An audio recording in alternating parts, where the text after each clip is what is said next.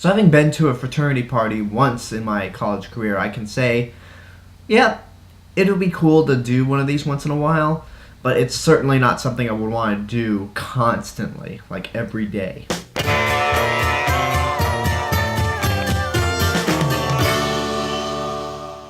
Neighbors follows a married couple played by Seth Rogen and Rose Byrne who recently had a baby, and they still think they can be wild and crazy. Like, they're having sex on the dining room table, they're having sex on the kitchen floor.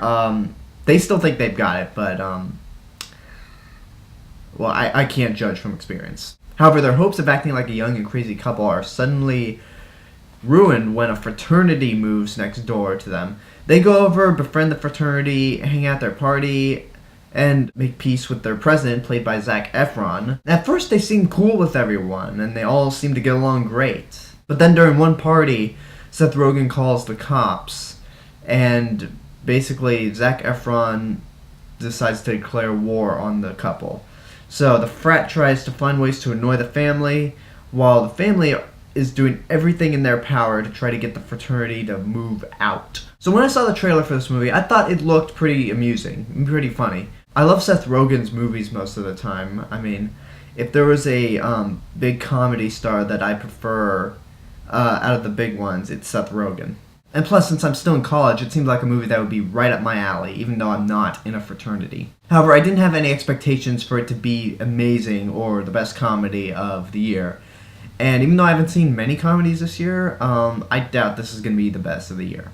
I mean, it's very much a Seth Rogen movie. Seth Rogen is playing Seth Rogen, as he always does, and he's very good at it. I mean, it's got the pot humor. It's got a lot of other things from his past movies, like This Is the End, which I feel is a funnier movie. But does that statement make Neighbors a bad movie? No, not at all. I mean, I laughed a couple times. A lot, I might say.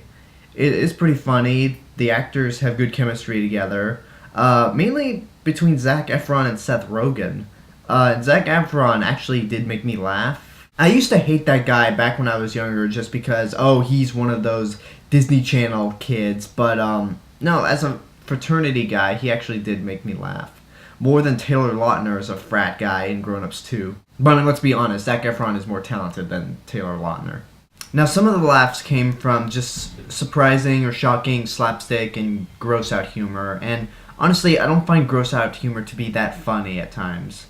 Usually when it's more like Jackass, I find it funny, not in a movie like this. So I suspect if I saw this movie on Blu-ray again, I wouldn't laugh at the gross-out humor. However, I got most of my laughs out of the party, just because I've been to a fraternity party before.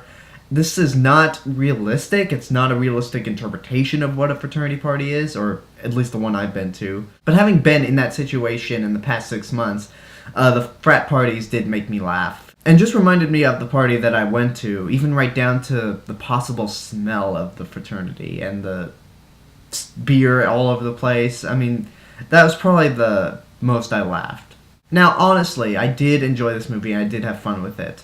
And I don't think there's really anything that about the movie that makes it bad. It's not a bad movie, but there was never a moment where I laughed out loud. I mean, with a comedy, you want to really laugh out loud for it to be really good. Or you want to relate to the characters and what they're doing. Maybe it's because I saw it in the morning, or maybe it's because I've outgrown these comedies, but I hope it's not the latter pick.